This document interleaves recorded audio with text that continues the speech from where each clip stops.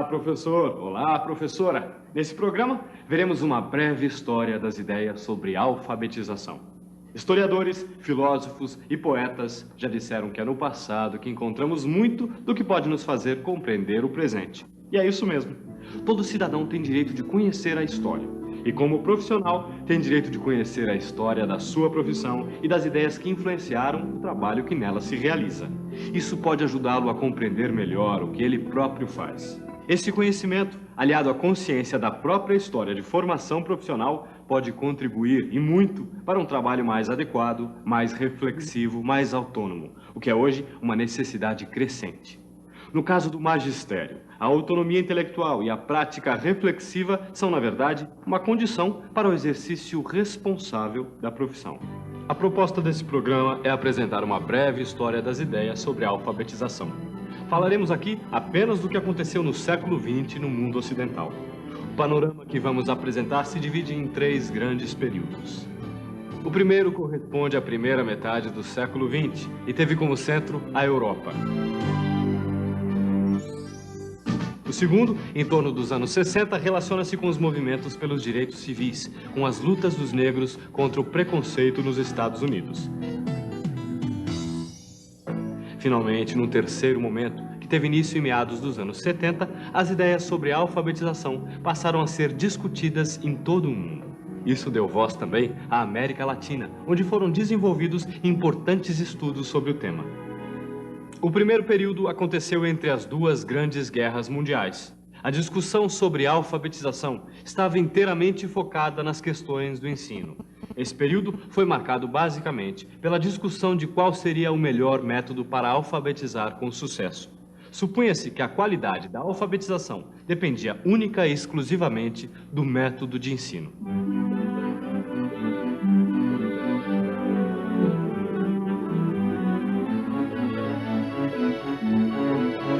Essa discussão aconteceu principalmente na Europa.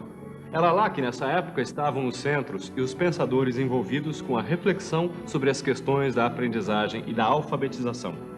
A Guerra dos Métodos saiu de cena quando teve início outra guerra de proporções muito maiores, a Segunda Guerra Mundial.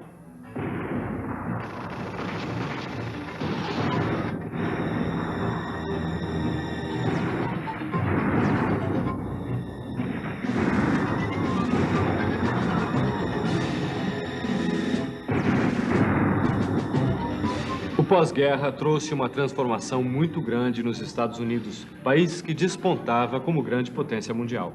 Um acontecimento muito importante desse período foi o movimento de integração dos negros americanos, que aconteceu na sociedade e nas escolas. A luta contra a segregação abriu terreno para uma reação ao sistemático fracasso escolar das crianças negras. Começaram a ser buscadas explicações para esse fracasso.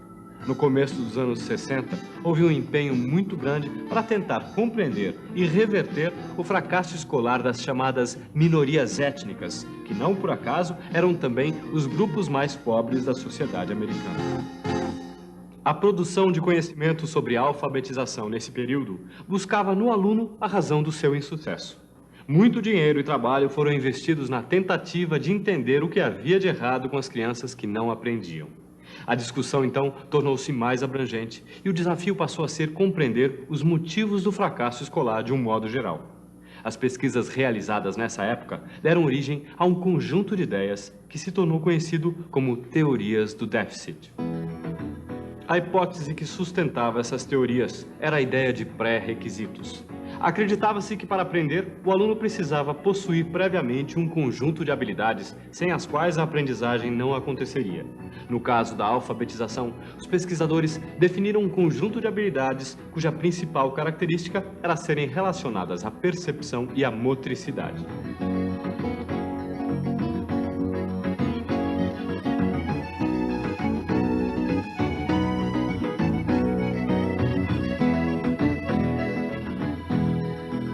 Na minha experiência como professora, quando uma criança ingressava na primeira série, nos 3 primeiros meses trabalhávamos com o que chamávamos de período preparatório para a alfabetização.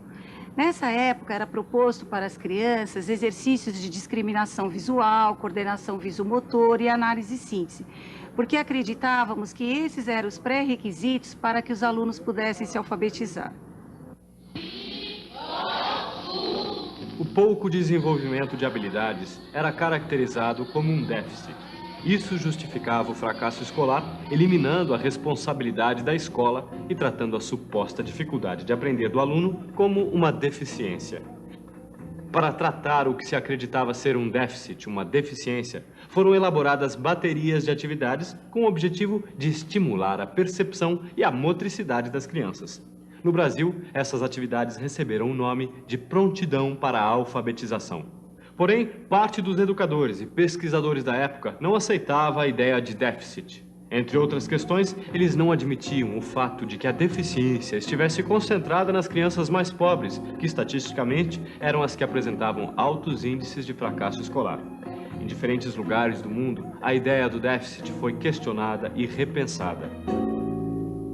No final dos anos 70, a desconfiança e, posteriormente, a recusa das teorias do déficit deram origem ao terceiro período das ideias sobre alfabetização no século XX. Os estudos produzidos nesse período foram sustentados pelo avanço do conhecimento em áreas como a psicolinguística e a sociolinguística. As pesquisas realizadas na década de 70 mudaram completamente de enfoque. Em lugar de tentar imaginar o que faltava aos que não aprendiam, o desafio agora era entender como é que se aprendia a ler e escrever. As pesquisas em psicolinguística mostraram que as crianças tinham ideias sobre a escrita que nem os professores, nem os estudiosos do assunto imaginavam. Então escreve aí para mim, marimbondo.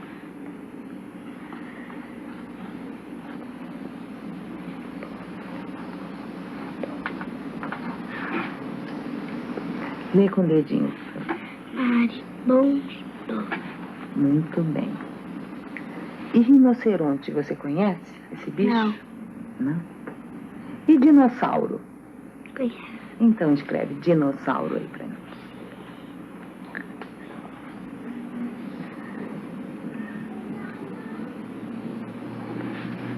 Lê com o dedinho pra gente. Dinossauro.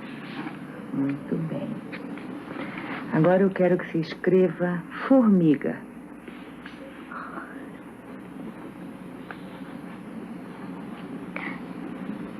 Muito bem, lê com o dedinho. Formiga. Agora escreve camelo.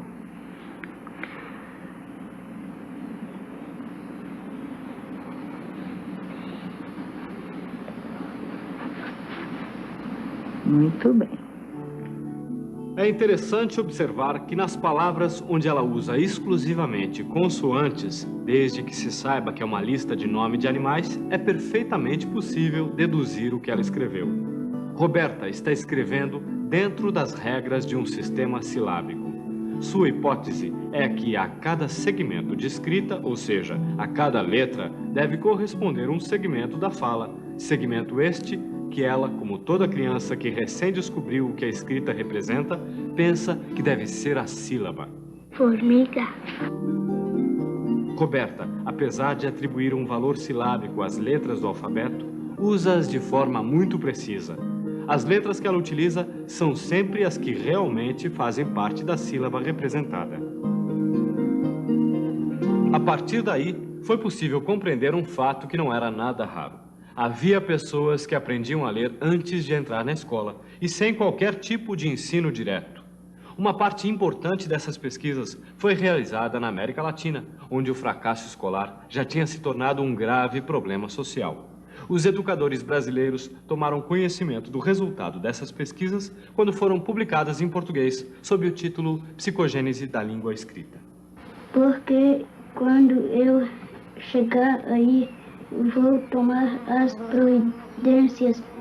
Além de buscar entender o processo pelo qual alguém compreende o funcionamento do sistema de escrita, investigações desse terceiro período mostraram que os alunos bem-sucedidos na escola sabiam muitas outras coisas e não apenas decifrar mecanicamente a escrita.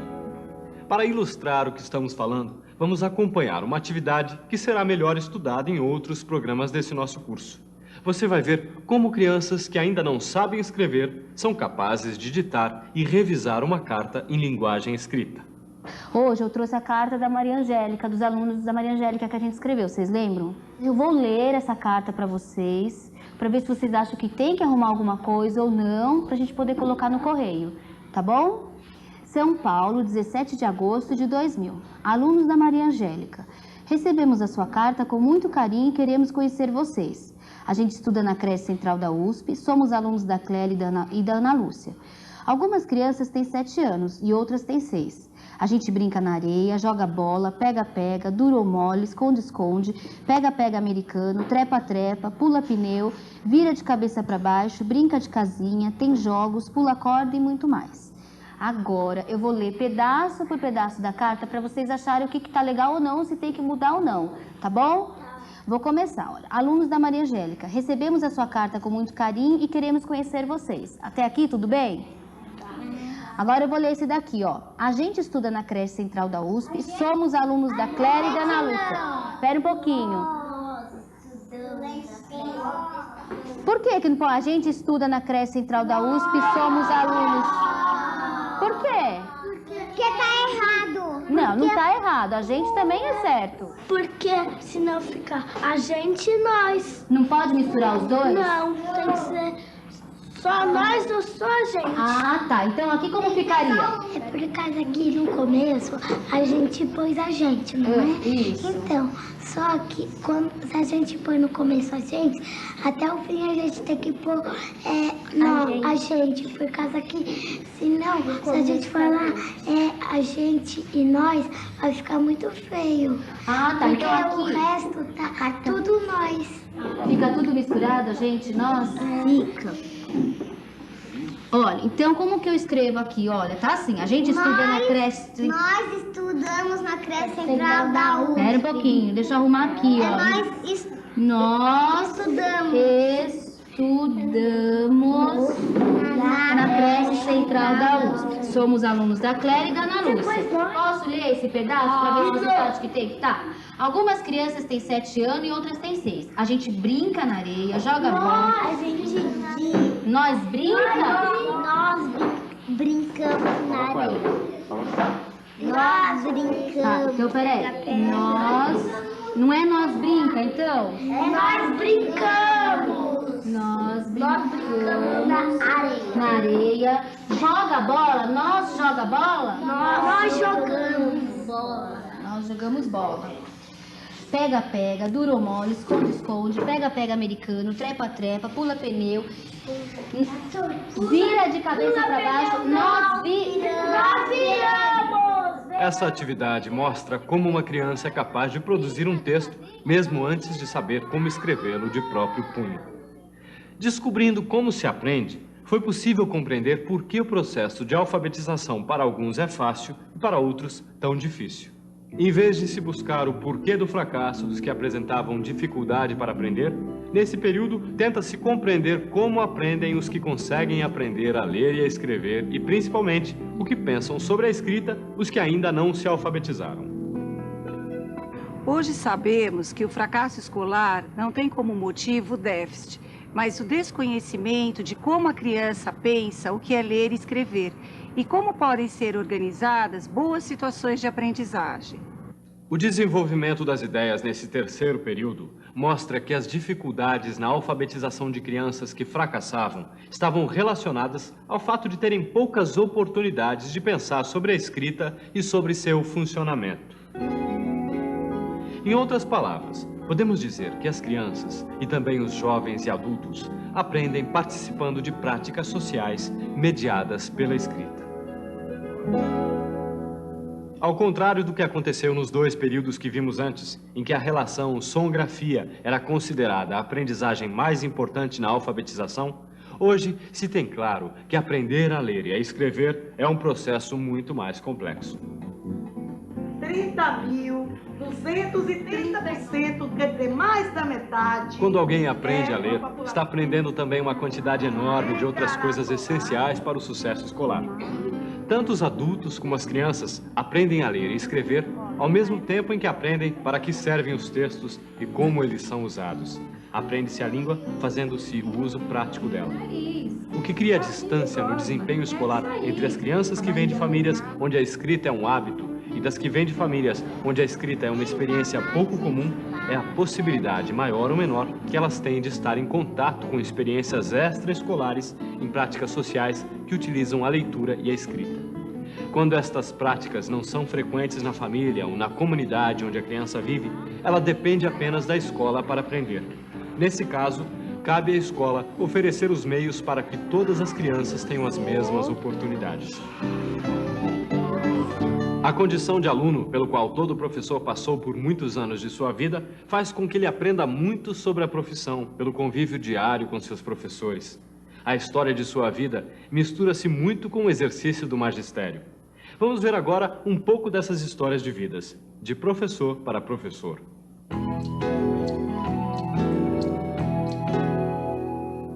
A minha vida escolar foi todinha em escolas do estado. A minha primeira série, que foi onde eu tentei me alfabetizar, eu tive um problema. Eu tive várias professoras, pelo que eu me lembro, que minha mãe também conta, eu tive em média 6 professoras num ano só. Então, o que eu lembro de ter saído da primeira série escrevendo era só o meu nome. E lembro também que tinha uma cartilha e morria de medo dela porque achava que era tudo muito difícil. Na verdade, a minha alfabetização se deu numa segunda série, em que a professora, eu me lembro, hoje a dona Jamila, ela contava muitas histórias e aquilo me fez ficar apaixonada pelo livro, que, no entanto, não era mais a cartilha, era um livro de segunda série, um livro adotado pela escola, mas que tinha, assim, várias histórias grandes, até com algum contexto, um sentido, não de cartilha, que eram frases soltas. Foi aí que eu consegui me alfabetizar, aprender a ler, a escrever e também a produzir textos. Da pré-escola não me lembro nada, porque lembro assim que eu só brincava, não lembro de momentos em sala fazendo nenhuma atividade, só lembro de estar brincando. E da primeira série foi muito dramático. Então, na verdade, eu me alfabetizei na segunda série e tenho muito orgulho de ter estudado a vida inteira em colégio público, né, do estado. Então, a primeira série, eu me lembro da cartilha, que é Caminho Suave, que era a única coisa permitida de se ler na escola. Isso me chateava muito, porque eu gostava de ler. Na minha casa eu tinha livros, o meu pai lia bastante, a minha mãe lia para mim, e eu gostava de ler na minha casa. Eu gostava dos meus livrinhos, eu adorava fazer de conta que eu lia, que eu dava aula, desde já de menininha, eu já dava aula para tudo quanto era bichinho, boneca, mas eu não podia participar disso em nenhum momento na escola. Então isso era muito chato para mim, ter que ler só aquela cartilha. E além disso, os textos da cartilha, eu me lembro que eram muito, muito chatos. Eu fiquei um ano inteiro tentando entender o que era o zabumba, né? Sei lá quando que eu fui saber o que significava aquela combinação. O bebê baba. Então eram coisas que eu aprendia, não é que eu aprendia, eu tinha que decorar e eu tinha que me virar com aquilo sem saber por quê. Então eu não me lembro quando eu comecei a ler e escrever, porque eu realmente passei a primeira série inteira estátua, trancada, com medo, sentadinha lá quietinha, sem perguntar, sem nada. Então eu não me lembro mesmo. Eu acho que se eu pudesse escolher, se eu pudesse voltar atrás, eu gostaria de ter sido alfabetizada dentro de um trabalho que é igual ao que eu faço ou melhor. Eu ia ter muito orgulho de ter sido alfabetizada desse jeito. Eu ia ser muito feliz. Eu não esqueço um dia que a professora havia esquecido o relógio e perguntou para a classe se a gente achava que já era do recreio. E eu, apesar de ser tímida, disse para ela o seguinte: professora, eu acho que já é, porque nós almoça nessa hora em casa. A professora levantou, foi em minha direção e disse o seguinte: menina, não é almoça que se fala almoça. E a partir desse dia eu nunca mais abri a boca, eu já era tímida e aí eu parei de falar até o final do ano na sala. E em casa, meus pais, né, sempre foram pessoas... meu pai é uma pessoa muito culta, minha mãe lia muito pra gente. Eu lembro da minha mãe comprando livros e lendo à noite histórias. O meu pai também lendo as coisas pra gente e tal. E eu fui para o primeiro ano, mas eu me lembro que eu tinha uma excelente professora, considerada excelente professora, mas assim, extremamente tradicional. E eu lembro de alguns exercícios que eu fazia de coordenação motora, que eu fazia folhas e folhas de exercício. Meu caderno era lindo. E o meu pai, na verdade, assim, o trauma que não tinha da professora, mas tinha do meu pai bravo, brigando, porque tinha que ser perfeito, porque eu tinha que fazer bonito. E era nesse sentido, assim, que ele achava que a letra tinha que ser maravilhosa, né? A minha mãe me levou na escola esse primeiro dia, com um vestido branco, esses de aniversário que parece um bolo. Aí quando eu cheguei, todas as crianças de uniforme, todas sentadas em carteiras normais, e a professora me colocou numa carteira de criança pequenininha, mesa pequenininha, cadeira pequenininha, a primeira lá da frente, lá da classe. Eu não sabia nada, eu ficava desesperada, né? Não conhecia nada, morrendo de medo. Eu era a única ali, a palhacinha da classe, porque com aquela roupa que já dizia tudo, né? Então, foi muito difícil esse meu primeiro dia. E teve uma situação assim muito triste, porque ela chegou para mim e falou assim, você vai à lousa escrever uma palavra com M. E eu não sabia. Ela falou assim, eu vou sair um pouco, quando eu chegar, eu quero que essa palavra esteja na lousa. E as crianças começaram a gritar para mim, escreve mais. Eu não sabia escrever, né? Eu ficava ali, a minha mão suava, o gesso ficou todo molhado, e a professora estava chegando, né? Ela saiu, ela me deu esse tempo para escrever. Aí um aluno ficou com tanta dor de mim, que ele chegou e falou assim, escreve o M, o A e o R, foi ditando para mim. Eu tremendo escrevendo na lousa. Aí a professora chegou e falou, muito bem, você escreveu, isso mesmo, mas eu tenho certeza que não foi você que escreveu sozinha, que alguém te ajudou. Então, eu passei assim, por algumas situações assim eu não vou dizer de discriminação, eu acho que situações que me deixaram assim muito constrangida. Então eu sempre tive assim muito medo de ler, ler assim em voz alta, medo de escrever, eu tinha pavor e tenho até hoje, né? Então essas situações assim que ocorreram na minha primeira série, acho que o que gravou mais, né, foi essa primeira série, me deixaram assim uma adulta, né, que buscasse hoje nos meus alunos a questão da escrita e da leitura o tempo todo, porque eu não tive isso, tá? Apesar da minha família ser uma família assim que lia muito, meus pais, minhas irmãs, mas eu tive sempre esse pavor.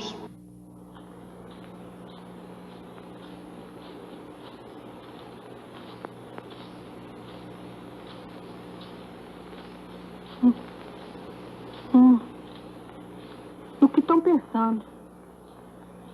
Bicho miúdo não pensa. Será deles? Um pouco mais eles botam corpo. Aí já vão poder vaquejar. Oh, gente, que ideia. Nossa Senhora que livre eles dessa desgraça. Vaquejar. Nesse mundão de Deus havemos de encontrar um lugar para nós. Nem que seja uma roça de poucas serventias, mas que dê de comer o ano inteiro. Com os poderes da Virgem, a vida da gente vai mudar. Roça bonita, muito milho, muito feijão, fartura e sustância para os meninos se criar. Vamos ter vida nova, sem carecer da conta do gado, a se danar no mato feito uma peste. Depois, havemos de parar numa cidade grande. Vai ser tanta coisa pra gente ver. Esses olhos que só conhecem a desgraça. Os meninos vão pra escola, aprender tudo, ter saber, ler no livro, fazer conta no lápis que nem seu Tomás. Grandes coisas. Seu Tomás sabia muito, mas quando botou o pé no mundo, se acabou no caminho. A leitura serviu para alguma coisa? Serviu? Não serviu para ele aguentar nem 2 léguas. E quem é que vai andar sempre no mato, escondido que nem bicho? Um dia temos que virar gente. Podemos continuar vivendo que nem bicho, escondido no mato? Podemos?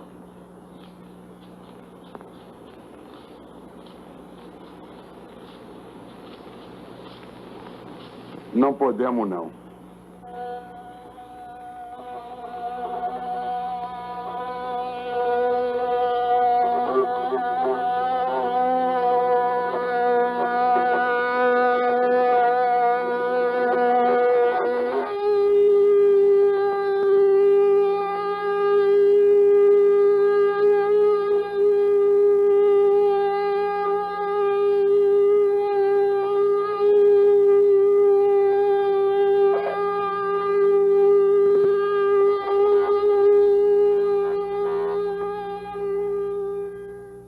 A cena que vimos é do filme Vidas Secas, de Nelson Pereira dos Santos, que foi baseado no livro de Graciliano Ramos.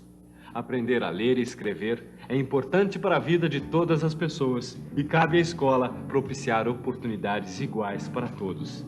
E nesse curso, estaremos acompanhando juntos algumas atividades que oferecem a todos os alunos a participação em práticas sociais letradas. Você vai poder fazer uma leitura de todas as mudanças em curso. A gente se encontra no próximo programa. Até lá!